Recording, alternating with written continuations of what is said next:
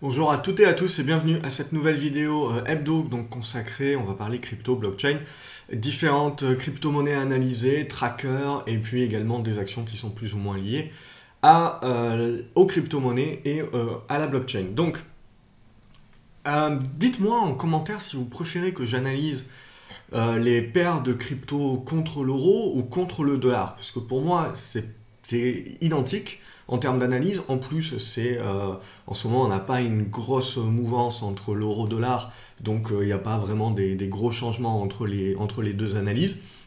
Mais dites-moi vous ce que vous préférez. Soit donc que j'analyse les cryptos directement en dollars ou en euros. Si je fais les deux, ça fait un petit peu long la vidéo et certainement un petit peu rébarbatif. Donc voilà, dites-moi, utilisez les commentaires en dessous de cette vidéo pour me dire un petit peu ce que vous préférez et je m'adapterai. Donc au niveau du Bitcoin, hein, on est exactement dans les mêmes choses qu'on s'était dit la dernière fois, hein. C'est-à-dire on est toujours dans cette tendance baissière, on a une nouvelle fois sauvé le gros support, hein. Donc là, vous le voyez, on a fait une belle mèche dessus et du coup, hop, on est allé reconquérir l'ancienne résistance. On voit ici qu'il y avait buté des 5450 € en l'occurrence ici. Donc là, on est revenu dans une phase où le support a une nouvelle fois fonctionné. On a mis en place un rebond. C'est un rebond technique. Et là, dorénavant, on est coincé donc entre ces 5500 pour arrondir et les 6000 €. Et donc, pour continuer le rebond et voir un petit peu plus loin, il va falloir casser ces 6000 €.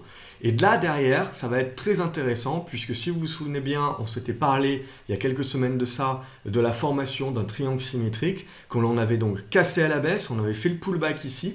Potentiellement, donc, si on dépasse les 6000 €, on va pouvoir viser cette zone des 6290, 6300 €.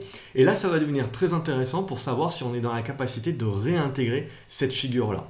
Donc, évidemment, on n'est pas encore sorti d'affaire. Il faut considérer ça comme un rebond pour le moment, un rebond technique qui aura fort à faire à se valider en repassant au-dessus des 6000 €.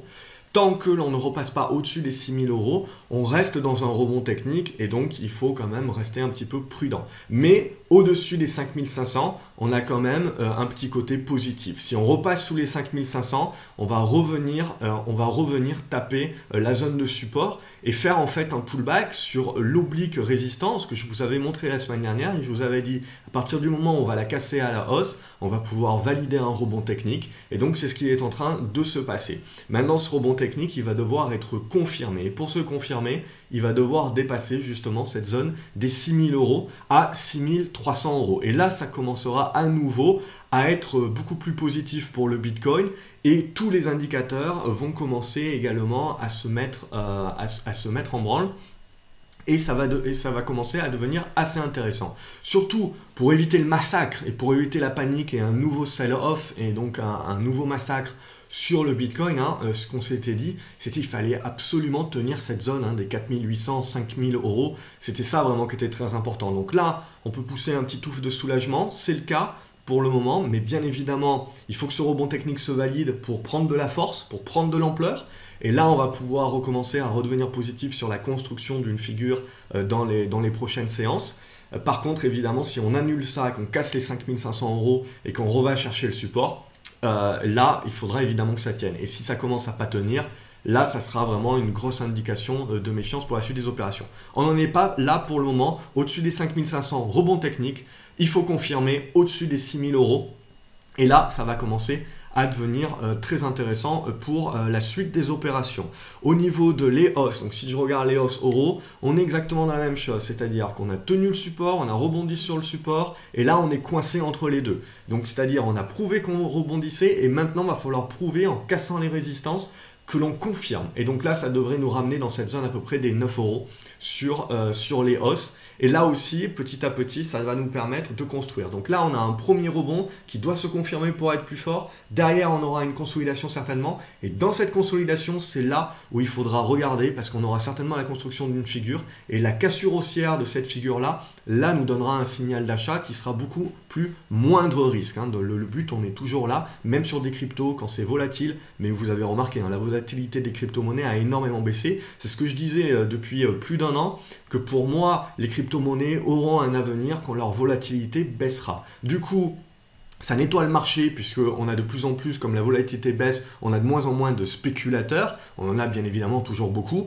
mais on va avoir beaucoup plus d'investisseurs. Et donc c'est ça qui va permettre au marché de réellement commencer à être crédible, à prendre confiance. C'est qu'on va commencer à avoir de plus en plus d'investisseurs, notamment avec les contrats futurs qui commencent à être de plus en plus suivis. C'est ce que je vous montre. Je vous montre des contrats futurs et on voit qu'on commence quand même à avoir des transactions assez sympas, essentiellement sur le Bitcoin, puisque c'est encore évidemment le plus connu. Si on regarde l'Ethereum, on est exactement dans la même chose, c'est-à-dire qu'on a le rebond technique qui est en train de se mettre en place. Si vous débordez les 411, on devrait venir chercher les 430 et puis certainement les 460. Et derrière, ce que je vous ai dit sur le Bitcoin, c'est exactement la même chose. On devrait buter, on devrait consolider et faire une congestion, un squeeze. Et c'est la sortie de ce squeeze-là qui va réellement nous intéresser et donner la tendance pour les prochaines semaines. Litecoin, qu'est-ce qu'on a sur Litecoin? Exactement la même chose, ça ressemble beaucoup à l'Ethereum. Là aussi, vous voyez, bim, va falloir casser et va falloir confirmer en cassant ce niveau-là. Et là, derrière, on devrait pouvoir revenir sur cet ancien niveau de support qui avait joué un rôle de résistance là, c'est-à-dire le niveau des 88 €. Donc là, il faut bien comprendre qu'en gros, on a évité le massacre, on a évité un nouveau mouvement de panique en conservant les supports, on met en place un rebond technique, et ce rebond technique, maintenant, voilà, il est là, où les investisseurs se disent, ok, est-ce que c'est juste un rebond technique et on casse le support et on relance la baisse, et à ce moment-là, il faut vendre, ou est-ce que c'est vraiment la constitution maintenant d'un rebond? On va casser les résistances et on va confirmer en cassant ces résistances-là que le rebond est un petit peu plus durable et donc qu'il faut commencer à le suivre parce qu'on va peut-être commencer à construire une figure de retournement à la hausse. Donc là, c'est là où ça devient franchement intéressant. Et le but, comme d'habitude, c'est pas de tirer sur tout ce qui bouge, c'est d'attendre le moindre risque, c'est-à-dire d'attendre les configurations les plus optimales qui vous permettent de rentrer en position avec les plus grandes chances de succès. Le but du jeu, c'est pas de tirer un petit peu sur tout ce qui bouge et de vous frustrer énormément, en plus de la fatigue que cela génère, et du temps pour rien, puisque ce que vous gagnez un jour, vous le reperdez le lendemain. Donc faites très attention à ça. Le Monero, puisqu'il y a pas mal de personnes qui le jouent également, regardez, ça suit le Bitcoin. Une fois que vous avez décortiqué le Bitcoin, il ne reste plus qu'à appliquer le même schéma de pensée sur les autres crypto-monnaies. Et actuellement, c'est suiveur. Donc le Monero également est suiveur. Vous voyez, on avait cette oblique baissière, je vous avais dit, on la casse à la hausse, il y aura de quoi redevenir positif. C'est le cas. Et maintenant, on a un squeeze qui est en train de se mettre en place, avec un support sur le niveau des 109 et une résistance sur le niveau des 126. Vous cassez cette résistance-là, on devrait être dans la capacité de revenir sur les 150. Par contre, vous cassez le support évidemment, et on va revenir tester le plus large support. Donc pour le moment, vous comprenez là, entre deux eaux, tout simplement, on est maintenant en attente de confirmation de ce rebond. Le Néo également, alors là, je l'ai que contre le dollar. Pareil, vous aviez de la même façon, hop, cette oblique ici. Je veux dire, c'est très technique le marché des cryptos, parce que le fondamental, bien évidemment, mis à part les rêves de chacun, il n'y a pas grand-chose pour calculer le prix réel d'une crypto, donc c'est essentiellement technique. Donc là, voilà, ça s'est bien validé, bim, on a le rebond, on a, vous le voyez, ce niveau de support ici qui joue un rôle de résistance, donc ça devrait consolider un petit peu, et là, la question, ça va être, est-ce qu'on casse par le bas, et donc tout sera à refaire, ou est-ce qu'on casse par le haut, et là, on commence réellement à mettre un rebond assez intéressant sur la suite des opérations. Et le Ripple, pour terminer, et le Ripple, lui, il n'a pas encore cassé. Vous voyez, si je dézoome un petit peu, on a encore cette oblique-là, et on est juste en dessous, un petit peu comme l'Ethereum, on l'a vu, et le Litecoin, on est juste en dessous, et donc on est en attente de confirmation. Si on confirme la cassure, pareil, on devrait revenir dans cette zone, vous le voyez, des 47 centimes d'euros.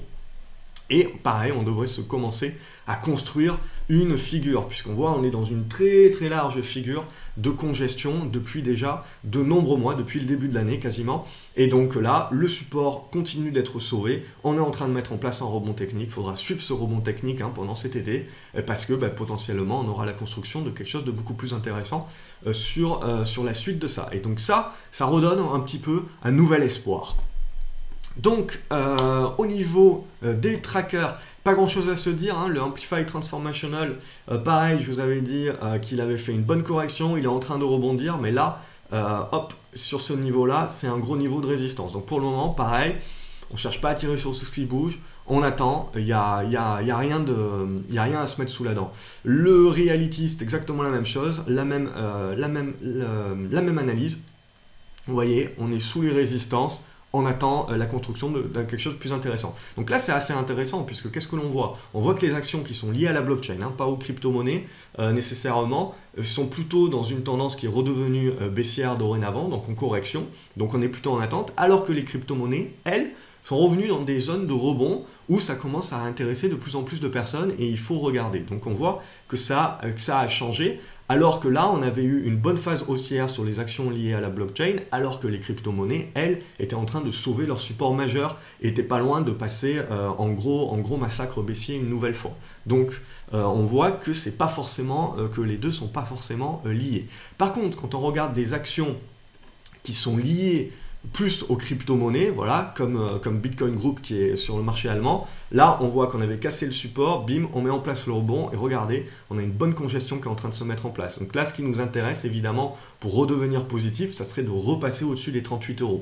Et là, on aurait la construction derrière de quelque chose qui va nous intéresser. Ça peut encore mettre un certain temps à se mettre en place, mais ça recommence à devenir intéressant, et ça s'observe du coup. On voit que le support oblique que je vous avais tracé, voilà, à quelques euros près, il est toujours validé. On verra éventuellement, voilà, on peut l'ajuster. Et donc, en fait, le marché nous a indiqué qu'on avait la bonne oblique en tête, mais il faut l'ajuster un petit peu. Et ça, c'est le marché au fur et à mesure qui vous met des chandeliers, qui vous permet d'affiner votre analyse. Donc ça, jamais de problématique, vous affinez, bim. Et là, on a une oblique support qui est majeure, qui est vue par tout le monde. Et donc forcément, il faut la conserver. Le jour où vous la pétez à la baisse, ben, ça voudra dire que les crypto-monnaies ont également pété à la baisse. Et donc, vous repartez en mode panique. Tant qu'on est au-dessus, on est pareil dans une tentative de mettre et de valider, de confirmer la force d'un rebond.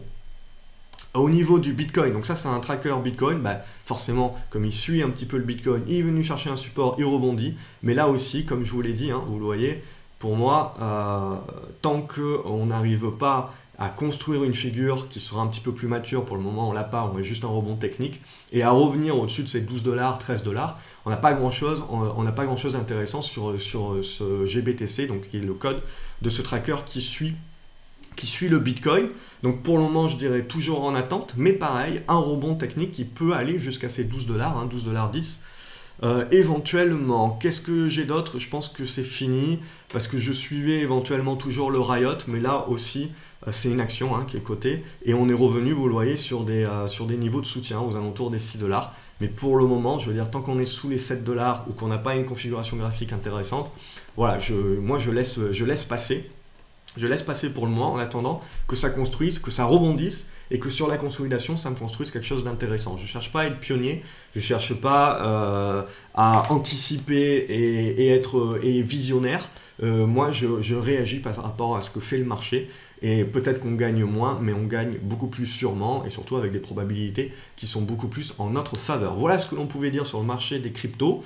Donc, on s'est sauvé du massacre et potentiellement là on est en train de construire les bases d'un renouveau haussier, d'un retournement haussier. Mais il convient pour les personnes qui sont plus dans l'investissement, etc., d'encore attendre que ça se mette en place pour justement faire du moindre risque et attendre que toutes les probabilités soient en votre faveur. Mais en tout cas, le rebond technique est enclenché. Il faut le confirmer maintenant, notamment par la cassure des 6 000 €, puisque je l'ai regardé en euros.